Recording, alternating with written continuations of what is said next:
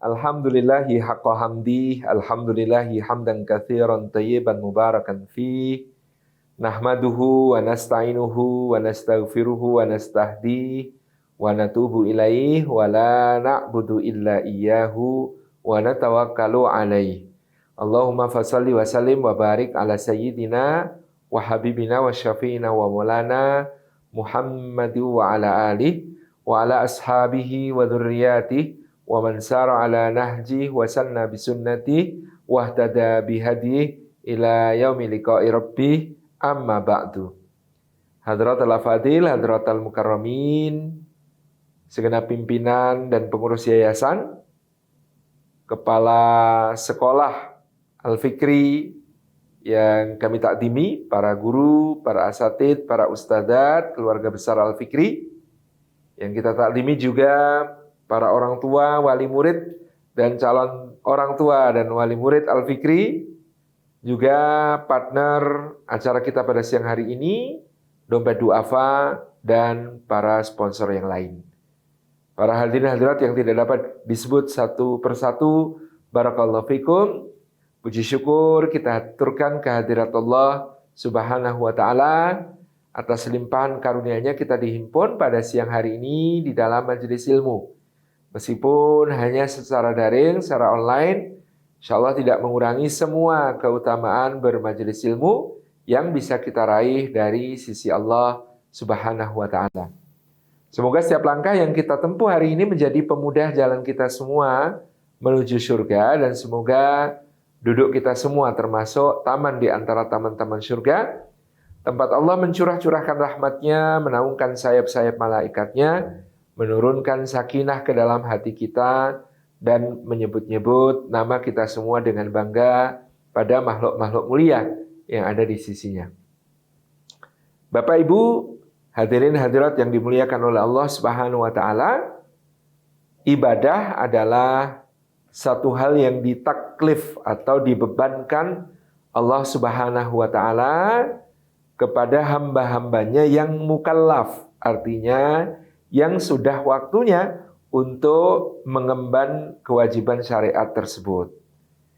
Ditandai biasanya dengan akil dan balik, maka dengan seseorang telah akil atau berakal sempurna dan balik atau telah mencapai tanda-tanda kedewasaannya, maka di saat itulah seseorang terkena beban-beban syariat, yaitu yang wajib harus dilaksanakan, jika tidak dilaksanakan maka akan berdosa, yang haram harus ditinggalkan. Ini adalah pengertian dari mukallaf atau orang yang mendapatkan beban-beban syariat sesuai dengan kedudukannya sebagai hambanya Allah Subhanahu wa ta'ala. Bagaimana dengan anak-anak yang belum memasuki taklif, belum menjadi mukallaf, belum akil dan balik?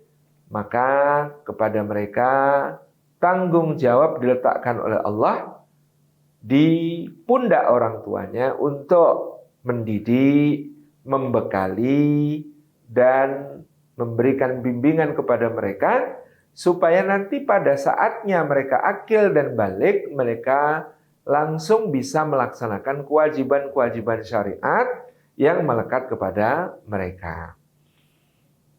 Tentang ini Allah Subhanahu wa ta'ala memesankan di dalam Al-Qur'anul Karim, a'udzubillahi minasyaitonirrajim, bismillahirrahmanirrahim, ya ayyuhalladzina amanu qu anfusakum wa ahlikum nara wa quduhan nasu wal hijarah 'alaiha malaikatun ghiladun syidad la ya'sunallaha ma amarahum wa yaf'aluna ma yu'marun.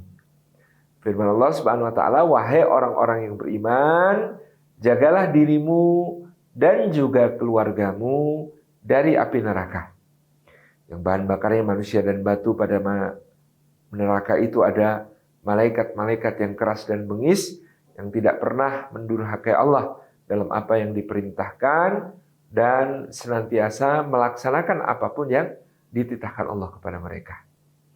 Jadi tanggung jawab kita sebagai orang tua adalah ku anfusakum wa ahlikum nara. Jagalah dirimu dan juga keluargamu dari api neraka. Ini adalah tugas yang berat, ayah bunda yang dirahmati Allah, karena menjaga dari api neraka berarti kita harus memastikan seluruh anggota keluarga kita nantinya mudah-mudahan masuk surga tanpa hisab atau masuk surga dengan hisab, tetapi amal solehnya harus lebih banyak daripada salahnya. Pahala-pahalanya harus lebih banyak daripada dosa-dosanya. Nah, ini tugas yang tidak mudah bagi kita orang tua untuk menjaga mereka dari api neraka. Kalau cuma masukkan ke surga, itu bisa ada level ketiga masuk surga, yaitu masuk surga dengan hisab. Ketika dihisab, ternyata dosanya lebih banyak, sehingga harus masuk neraka dulu untuk dibersihkan dari dosa, lalu karena tetap ada iman di hatinya, nanti masuk surga. Tapi itu kan harus mampir neraka dulu. Na'udzubillahi min dzalik. Maka Allah mengatakan, ku anfusakum wa ahlikum nar. Jaga dirimu dan keluargamu dari api neraka. Itulah kenapa dalam doa-doa kita mengakhiri dengan kata-kata waqina adzabannar, dan jagalah kami Allah dari api neraka. Jadi yang pertama, mari kita sadari tanggung jawab ini sebagai orang tua berat untuk mengantarkan mereka sampai taklif, sampai mampu mengemban beban-beban syariat. Di dalam hadis Nabi SAW bersabda, kullu mauludin yuladu 'alal fitrah fa abawahu yuhawidanihi au yunassiranihi ayumajjisanihi. Setiap anak yang lahir dia dilahirkan di atas fitrah. Maka kedua orang tuanya akan dimintai tanggung jawab oleh Allah kalau menjadikannya Yahudi atau Nasrani atau Majusi. Jadi tidak ada yusallimanihi, menjadikan dia Islam, karena Islam adalah fitrah.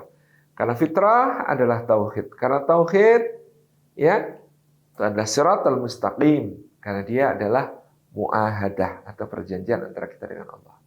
Jadi ini tanggung jawabnya ya, ayah bunda yang dirahmati Allah. Tugas kita mempersiapkan anak menuju taklif, yang nanti ketika dia taklif maka dia akan siap untuk mengemban ya berbagai tugasnya sebagai hamba Allah sesuai syariat. Nah, apa yang kemudian kita persiapkan untuk mereka sehingga nih sesuai judul kita nih, kecil-kecil jago puasa. Yang pertama, kita harus memperhatikan usia anak-anak kita ini. Usia 0 sampai 2 tahun disebut bayi. Usia 2 sampai 7 tahun disebut ghilman atau kanak-kanak. Usia 7 sampai 10 tahun adalah usia pendisiplinan ibadah. Usia 10 tahun sampai nanti balik atau maksimal 15 tahun adalah usia untuk membiasakannya menjadi seorang khalifah. Nah, apa maksudnya? Kita telusur satu demi satu. 0 sampai 2 tahun disebut bayi, maka pendidikan di masa bayi itu berupa kata-kata yang baik dan perlakuan yang lembut.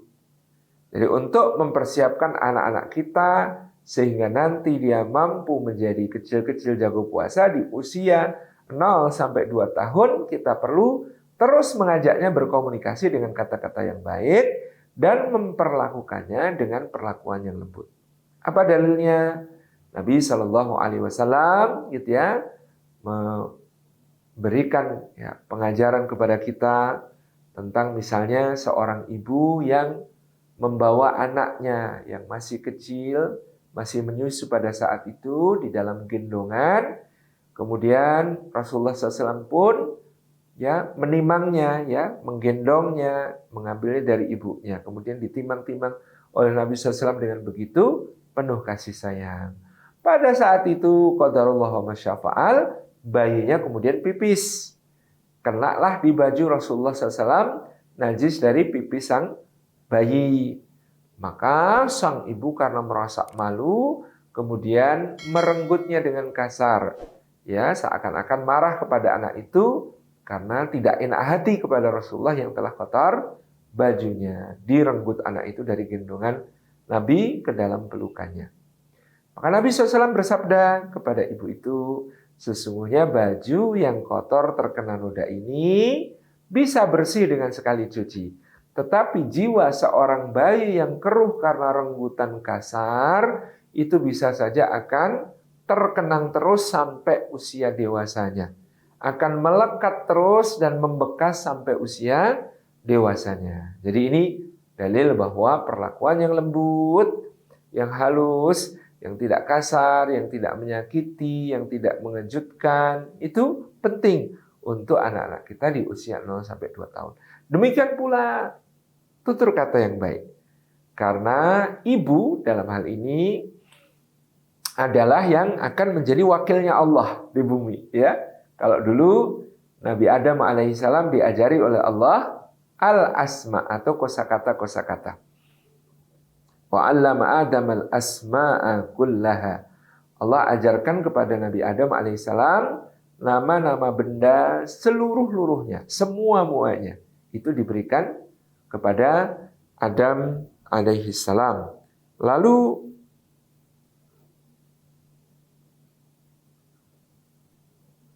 Adam alaihissalam menjadi sangat pandai dengan berbagai isim, kata-kata, kosakata yang ada di dalam akalnya yang telah dianugerahkan oleh Allah. Dia bisa menyebut nama-nama benda, dia bisa menyusun konsep-konsep, dia bisa berbicara dengan bahasa yang fasih di hadapan Allah dan para malaikat, yang menjadikan kemudian para malaikat diperintahkan sujud kepada Adam. Nah, ketika anak Adam menghuni bumi, Allah ketika mengajarkan kepada anak Adam kosakata-kosakata untuk berbicara, untuk menyusun konsep, untuk memahami berbagai hal, maka tidak lagi mengajarkannya secara langsung, tetapi salah satunya adalah melalui ibu. Ibu yang mengajarkan kosakata. Maka dari itu, bunda-bunda ini penting untuk cerewet, ya. Harus banyak kosakatanya. Ngomongnya juga banyak kepada anak, utamanya di usia tersebut, 0 sampai 2 dan seterusnya, supaya apa? Supaya anak-anak kita belajar kosakatanya juga banyak. Tentu belajar kosakata yang banyak, kosakata-kosakata yang baik, yang bisa kemudian menjadi pembangun konsep-konsep di dalam dirinya.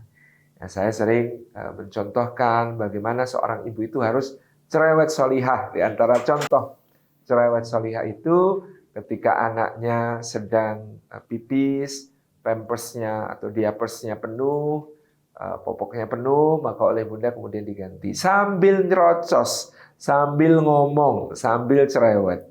Itu dengan kemudian, ya ketika, subhanallah, ya diapersnya sudah penuh lagi ya sayang.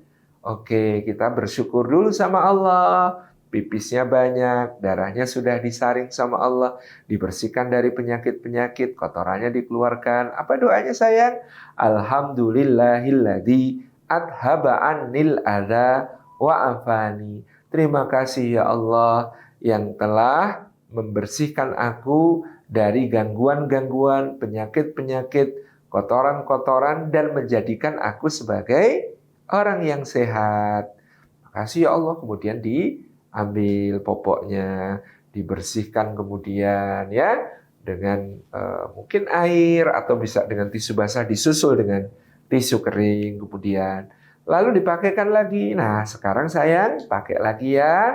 Bismillah, kaki kanan dulu ya. Supaya ketutup auratnya, disusul kaki kiri. Ya Allah, jagalah auratku, jadikan aku orang yang pandai menjaga kemaluan, jangan sampai jatuh ke dalam dosa-dosa gitu ya. Kemudian sekarang pakai celana lagi. Bismillahirrahmanirrahim.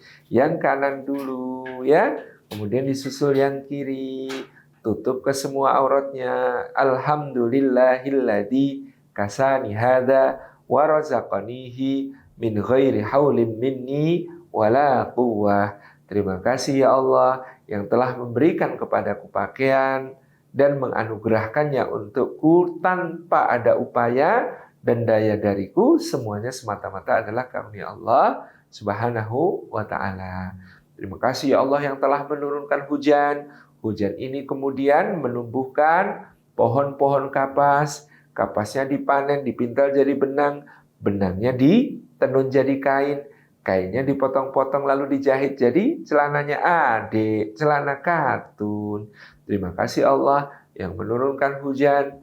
Hujannya menumbuhkan rumput. Rumputnya dimakan domba-domba sampai kenyang tumbuh bulunya. Bulunya dicukur, dipintal menjadi benang wol. benang wolnya jadi kain, kainnya kemudian dijahit, jadi jaketnya adik nih, bismillah dipakai.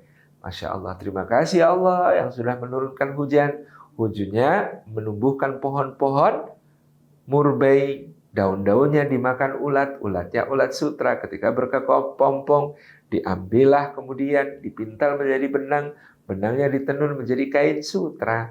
Tapi karena adik laki-laki tidak boleh pakai kain sutra.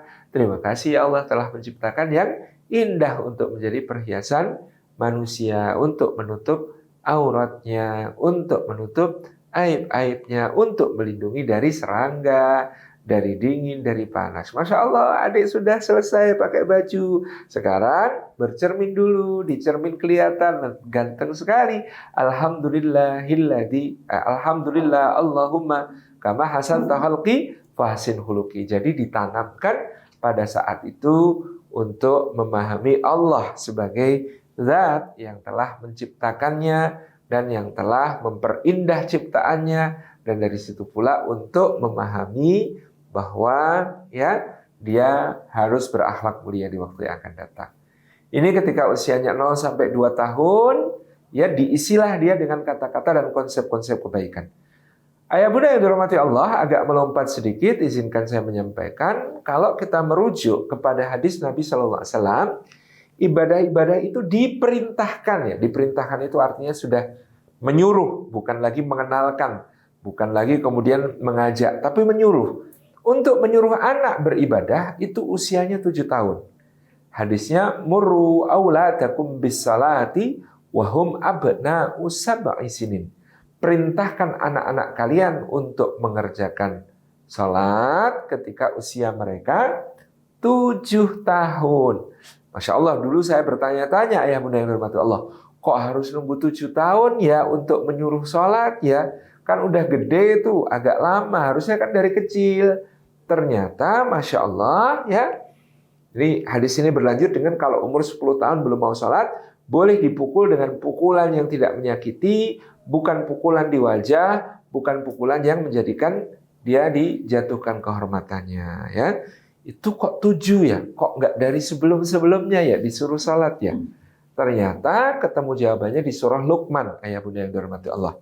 Kita tahu perintah Luqman kepada anaknya untuk menegakkan salat, untuk beribadah itu ada di urutan ketiga dari semua kurikulum yang diajarkan Luqman. Ya bunayya aqimis salata wa'mur bil ma'rufi wanha 'anil munkari wasbir 'ala ma asabak. Inna dzalika min azmil umur. Wahai anakku, tegakkanlah salat, perintahkanlah yang ma'ruf, dan cegahlah yang mungkar, dan bersabarlah atas segala yang menimpamu dalam pengabdian penghambaan kepada Allah. Sesungguhnya yang demikian itu termasuk perkara yang diwajibkan. Inilah yang kemudian ya Allah Subhanahu wa taala ya amanahkan kepada Luqman untuk disuruh. Nah, kalau merujuk kepada hadis Nabi tadi, nyuruh salatnya umur 7. Sebelum itu apa? Nah, sebelum itu kita bisa membaca ayat-ayat sebelumnya bahwa ada 2 kurikulum penting sebelum mengajarkan ibadah kepada anak. Termasuk itu salat, termasuk itu puasa, termasuk itu sedekah, zakat, baca Quran maupun aktivitas ibadah-ibadah yang lain. Itu ternyata ada 2 kurikulum penting yang harus diajarkan dulu kepada anak, termasuk antara 0 sampai 2, 2 sampai 7 yang tadi sudah kita sebut. Apa itu yang harus diajarkan? Yang pertama tauhid. Karena Luqman pertama-tama mengatakan kepada putranya, ya bunayya la tusyrik billah inna syirka la zulmun adim. Wahai anakku, janganlah kamu mempersekutukan Allah. Sesungguhnya mempersekutukan Allah itu ya adalah kezaliman yang besar. Inna syirka la zulmun adim. Nah, mempersekutukan Allah itu adalah kezaliman yang besar.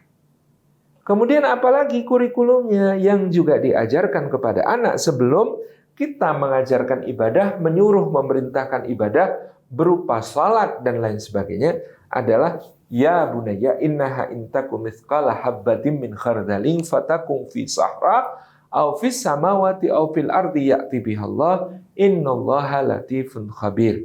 Wahai anakku, sesungguhnya jikalau ada seberat biji darah tersembunyi di dalam batu, atau tersembunyi di lapis-lapis langit, atau tersembunyi di kedalaman bumi, maka Allah pasti mengetahuinya, Allah pasti akan mendatangkan balasannya. Masya Allah.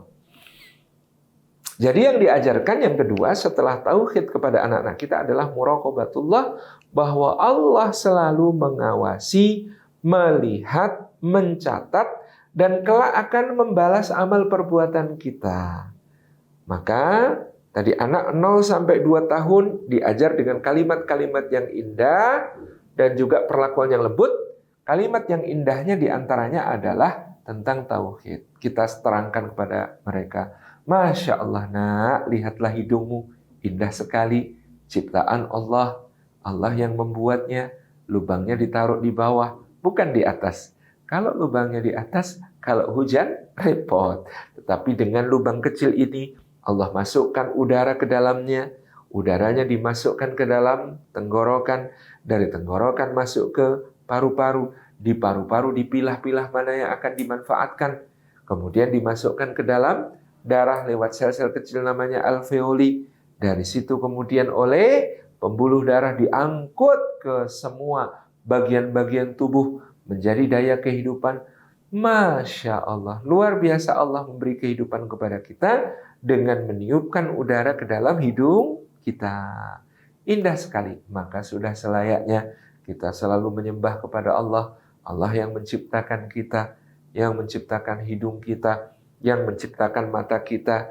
Hanya 2 bola kecil dimasukkan ke dalam lubang wajah, ya. Kemudian bisa seluruh dunia pemandangan indahnya bisa kita lihat. Hanya telinga, lubang kecil, ada gendangnya. Kalau ada getaran di dalam udara masuk, lalu terdengar gajah. Lalu kita bisa membayangkan hewan yang kakinya 4 besar-besar, tubuhnya sangat besar, belalainya sangat panjang, telinganya sangat lebar. Ya, kita jelaskan kepada anak-anak kita penciptaan-penciptaan itu yang ada pada dirinya, yang ada pada yang di sekitarnya. Masya Allah. Sehingga anak ini terbiasa untuk mengenali Allah Subhanahu wa ta'ala dan bertauhid. Tidak pantas kalau Allah yang menciptakan kita, masa kita nyembah kepada selain Allah? Tidak pantas kalau Allah yang memberikan kepada kita rizki, memberikan kepada kita kehidupan, memberikan kepada kita seluruh pengaturan diri kita. Tidak pantas kalau kita tidak mau taat kepada Allah. Nah, ini basicnya. Ketika anak umur 0 sampai 2 tahun kita sudah bisa memulai mengenalkan tauhid kepada mereka.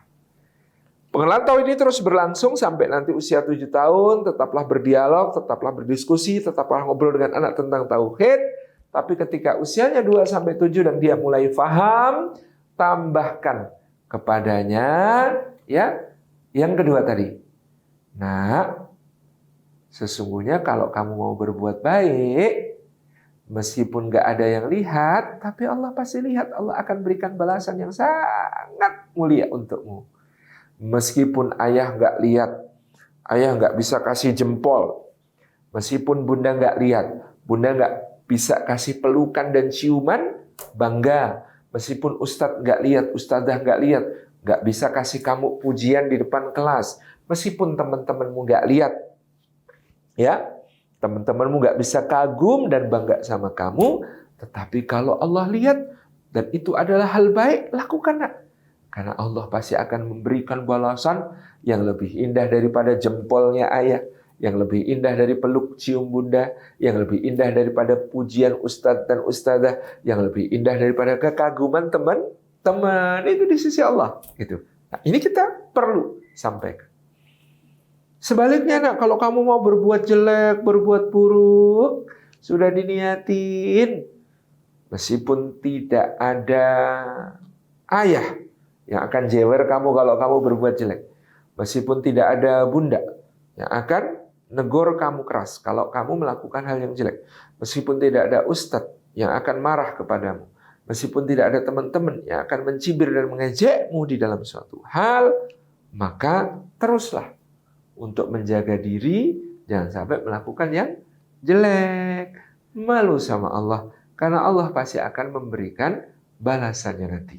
Wah, ini adalah kurikulum yang paling penting untuk kita terapkan. Lebih-lebih di usia 2-7 tahun ini ayah bunda. Supaya apa? Anak-anak kita itu termotivasi untuk melakukan segala kebaikan. Bukan karena diawasi kita. Bukan karena dilihat ayah. Bukan karena dilihat bunda. Bukan karena kemudian dilihat oleh ustadz dan ustadzah. Bukan karena dilihat teman-teman. Tapi semata-mata semuanya karena dilihat oleh Allah Subhanahu wa ta'ala. Jadi di sini kita bisa memahami ya betapa luar biasanya kurikulum yang sudah ditetapkan oleh Allah. Sebelum memerintahkan beribadah, pertama-tama justru menanamkan tauhidnya. Kemudian disusul dengan menanamkan yang namanya muraqabatullah atau pengawasan Allah. Di sini pula kita perhatikan, jangan sampai kita salah memotivasi dengan mengatakan kepada mereka bahwa seakan-akan kalau mereka soleh, kalau mereka baik, itu balasannya dari kita.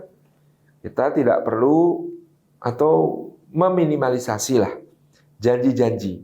Contoh bunda kadang mengatakan, janji deh, nanti kalau hafal juz 30 kita liburan ke Singapura gitu misalnya, ke Universal Studio Singapura gitu ya misalnya. Ini bunda biasanya banyak orang tua memilih untuk memberi janji untuk motivasi. Sebenarnya motivasi yang lebih kuat bukan janji, tetapi bukti. Yaitu ketika satu saat anak kita meraih sesuatu ataupun tidak, kita kemudian memberikan sesuatu yang berharga untuk dia. Kita mengatakan, nak, terima kasih ya sudah jadi anak yang salih. Terima kasih yang sudah hafal juz 30. Maaf ya ayah dan bunda tidak bisa ngasih apa-apa buat kamu. Ini dibelikan sepeda, sepedanya pun untuk beli sepeda ini, itu Allah yang ngasih kepada ayah. Jadi ayah kasih sepeda ini sebagai tanda bahwa ayah dan bunda sangat menghargai usahanya adik untuk menjadi penghafal Quran. Adik sudah keren, tapi tenang.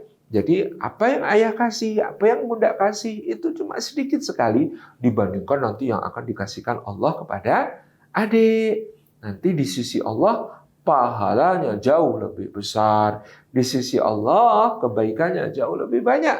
Ayah dan bunda cuma bisa ngasih sedikit, itu pun dari Allah yang dititipkan kepada ayah dan bunda. Nah ini menyadarkan tentang muraqabatullah tadi. Jadi jangan sampai anak itu melakukan aktivitas-aktivitas ibadah dengan berpatokan bahwa takut sama orang tua, disuruh sama ayah, diperintah sama bunda.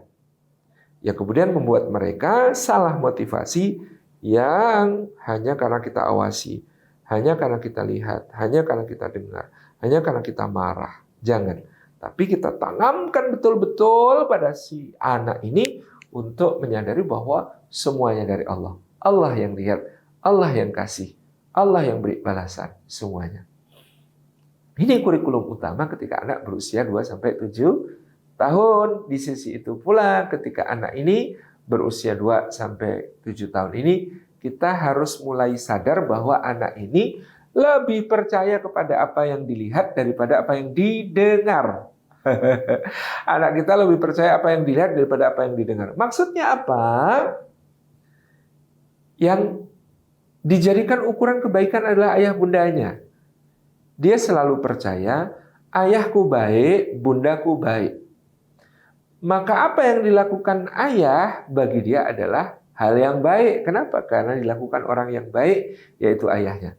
Sedangkan apa yang tidak dilakukan oleh ayah atau bundanya adalah hal yang buruk. Apa buktinya? Nyatanya ayah dan bundanya tidak melakukan itu. Itu ukurannya simpel, standarnya simpel seperti itu. Misalnya, nak, baca Quran sini nak, ngaji sini nak. Nggak mau ah. Kenapa kok nggak mau ngaji? Itu nggak bagus. Kenapa kok nggak bagus?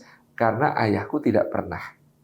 Jadi karena ayahku orang baik, dia tidak pernah ngaji, maka berarti ngaji itu tidak baik. Kenapa? Karena ayahku yang baik tidak melakukannya. Itu sesimpel itu cara berpikir si anak. Sebaliknya, nak jangan ambil barang pakai kaki dong nak, nggak sopan, apalagi dilempar-lempar kayak gitu. Oh, bagus ini, sopan, baik saja. Loh, kok bisa? Karena bundaku sering ya. Jadi kalau apa yang dilakukan bunda ya pasti baik. Jadi pasti akan ditiru. Apa yang tidak dilakukan ayah dan bunda pasti jelek, tidak akan ditiru. Padahal itu yang dilakukan adalah hal-hal yang baik tadi. Jadi Bapak Ibu yang dirahmati Allah Subhanahu wa taala, ini penting sekali untuk menjadikan kita menanamkan keteladanan kepada mereka. Di usia 2-7 tahun ini di mana kita juga akan mulai memperkenalkan. Ingat ayah bunda, memperkenalkan, bukan menyuruh. Bukan memerintahkan, karena memerintahkannya nanti umur 7-10 tahun tadi. Supaya anak-anak kita itu menjadi seorang ahli ibadah. Abid, Abdullah. Itu 6-7 tahun. Nah sekarang, sebelum usia itu apa yang kita lakukan? Tadi, bagaimana mengenalkan dengan kefahaman tentang tauhid dan muraqabatullah. Jadi prasyarat supaya anak-anak kita ini bisa dikenalkan dengan ibadah adalah mereka sudah merasa bahwa yang namanya tauhid itu Allah itu satu-satunya sesembahan, nggak ada yang lain. Bahwa teman-temannya ini adalah orang-orang yang yakin Allah mengawasi, Allah melihat. Itu anak-anak kita. Setiap langkahnya, aku dilihat sama Allah, aku didengar sama Allah, aku diketahui sama Allah. Apapun yang kulakukan diawasi sama Allah. Direkam pakai kameranya Allah yang namanya Raqib dan Atid. Itu ya nanti akan dilaporkan kepada Allah. Pemahaman seperti itu menjadi sangat penting untuk ditanamkan kepada anak-anak kita sebelum tadi. Pelan-pelan sambil kita kenalkan ibadah-ibadah tersebut. Nah, ayah bunda yang dirahmati Allah, ini masuk usia 2-7 tahun, lalu 7-10 di pendisiplinan ibadah ini kita perlu memahami prinsip dakwahnya kepada anak kita. Yang pertama at-ta'lif qabla ta'rif.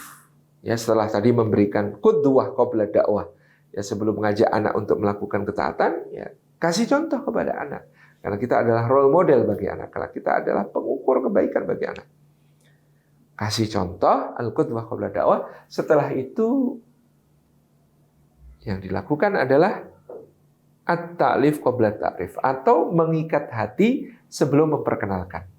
Jadi kita mesti akrab-akraban, hati-hati, hati ke hati, deket-deket, seneng ngobrol sama anak, dengerin omongan-omongannya anak, jadi orang tua yang akrab sama anak, nyambung sama anak.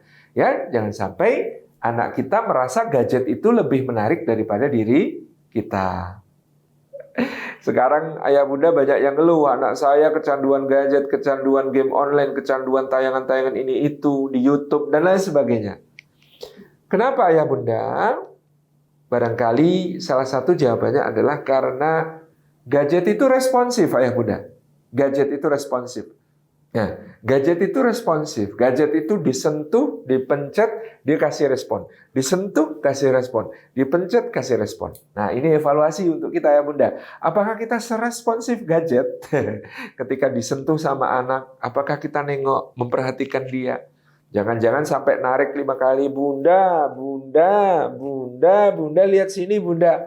Kemudian bundanya nengok, itu setelah ditarik-tarik kelima, itu pun nengoknya auranya nggak enak, gitu ya. Apa sih nggak lihat apa bunda lagi sibuk, gitu ya. Jadi anak tuh kecewa kepada orang tuanya. Kenapa? Kalau gadget responsif, disentuh kasih respon, disentuh kasih respon, dicolek kasih respon, dipencet kasih respon. Bundanya ditarik 5 kali baru nengok, itu pun nengoknya marah-marah. Dipanggil 3 kali baru nengok, itu pun bukan untuk memenuhi panggilan, tapi mengatakan, bentar loh ya, bunda lagi sibuk nih. Bentar loh ya, ayah lagi ada yang dikerjain nih, gitu ya. Jadi tidak kemudian menjadi orang tua yang responsif. Ini ya akan sulit kita menanamkan nilai-nilai kebaikan kalau kita kepada mereka kemudian tadi tidak mengupayakan responsif. Ayah bunda yang dirahmati Allah, masa kecil anak itu sebentar sekali loh ayah bunda.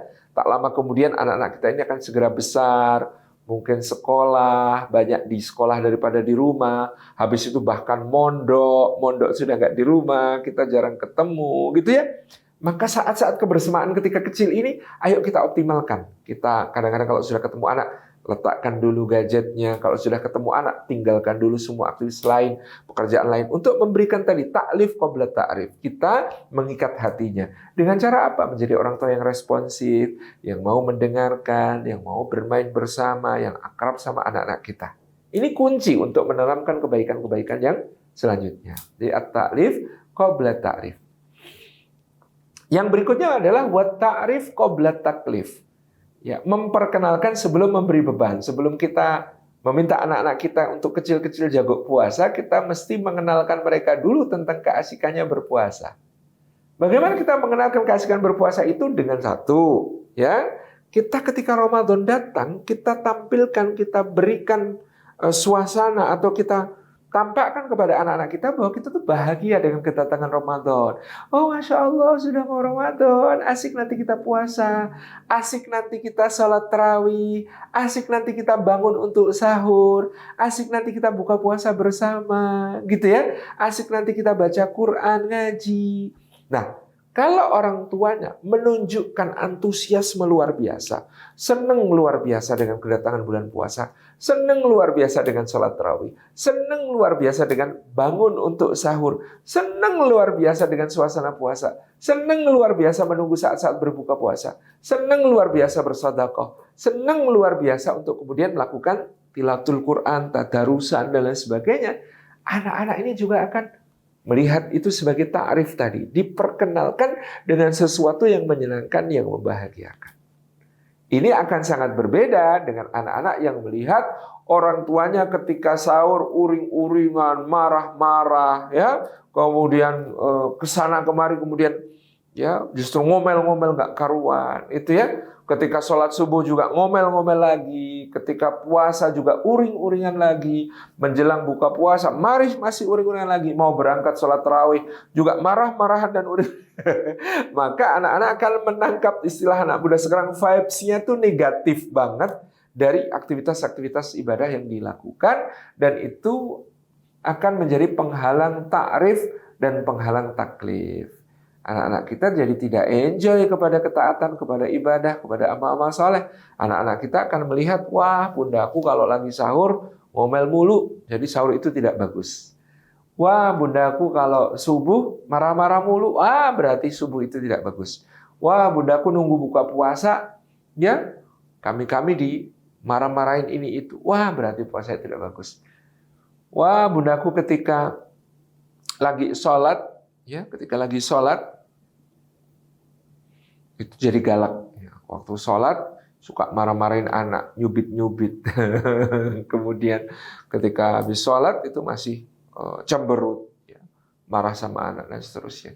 Nah, hal-hal seperti ini tidak menjadi ta'rif yang positif bagi anak-anak kita. Mereka akan mengenal ibadah itu berat, ibadah itu susah, ibadah itu sulit, ibadah itu menjengkelkan, ibadah itu bikin emosi, ibadah itu bikin marah-marah. Jangan sampai mereka punya kesan yang demikian. Itulah kenapa dalam soal sholat misalnya, Rasulullah SAW itu suka menggendong bayi Umamah binti Abil As, ya, cucu beliau di dalam sholat. Kalau rukuk diletakkan, i'tidal diambil lagi, sujud diletakkan lagi, dan seterusnya.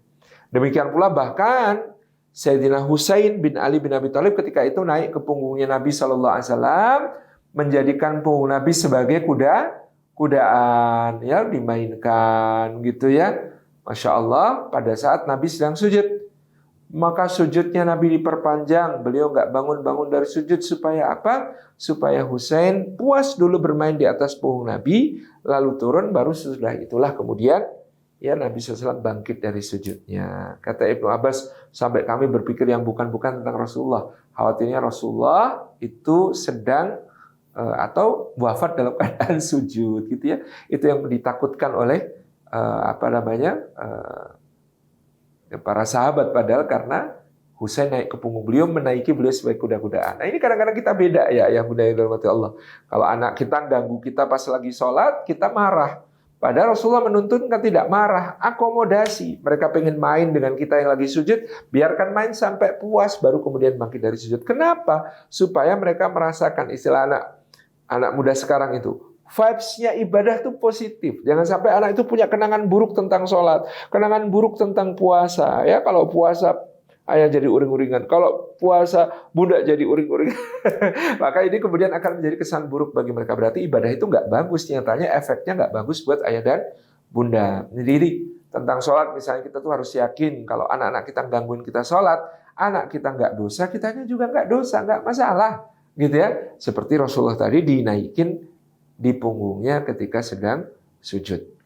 Kemudian dalam puasa pun demikian kita suasanakan, pokoknya puasa ini sesuatu yang ta'rifnya mereka kenal sebagai suatu hal yang menyenangkan. Aduh, belum kuat sampai sore. Oke, sampai jam 12. Nggak kuat sampai jam 12, oke, sampai jam 10. Nggak kuat sampai jam 10, oke, nyicil per 3 jam sampai 8 atau 9, kemudian jam 12 dan sebagainya. Pokoknya anak-anak mengalami takrif atau perkenalan dengan ibadah puasa dalam suasana yang menyenangkan. Baru kemudian taklif, kita jelaskan nanti kalau mereka di umur 7 tahun, mulai sekarang nak, kamu harus mulai membiasakan ibadah. Salatnya dijaga, puasanya dijaga. Oke, itu umur 7 tahun. Nanti umur 10 tahun diteguhkan ketika kemudian mereka memasuki usia akil balik. Insya Allah dengan begini ya anak-anak kita akan jago puasa. Tentu masih ditambah setelah at-ta'lif qabla ta'rif wa ta'rif qabla taklif. Untuk anak-anak kita ini dalam ibadah puasa, yassiru wa la tu'assiru. Mudahkan, jangan dipersulit. Wa basyiru wa la tunaffiru. Beri kabar gembira tentang bahagia buka puasa, bahagia nanti dikasih pahala sama Allah, bahagia masuk surga lewat pintu Ar-Rayyan, gitu ya. Wala tunaffiru, dan janganlah dibuat lari dengan ancaman-ancaman yang terlalu menakutkan untuk usia mereka. Demikian ayah muda yang dirahmati Allah, sebagai pengantar kita mungkin nanti akan ada yang didiskusikan, ditanyakan untuk lebih mempertajam tema ini, kecil-kecil jago puasa. Poinnya adalah tadi perhatikan usianya. Di tahap usia itu yang lebih dulu kita ajarkan adalah tauhidnya, kemudian muraqabatullah atau pengawasan Allahnya, baru kemudian motivasi ibadahnya. Kita kemudian berikan kepada mereka pengalaman yang nyaman, yang indah tentang ibadah. Kita taklif atau mengikat hati qabla ta'rif sebelum mengenalkan. Kita mengenalkan dengan keceriaan dan kesenangan, kebahagiaan suasananya dalam ibadah. Sebelum kita memberi beban-beban syariat kepada mereka, mudahkan dan jangan dipersulit, beri kabar gembira dan jangan dibuat lari. Jazakumullah khairan. Ya, saya kembalikan kepada ayah moderator kita. Mudah-mudahan bermanfaat. Wassalamualaikum warahmatullahi wabarakatuh.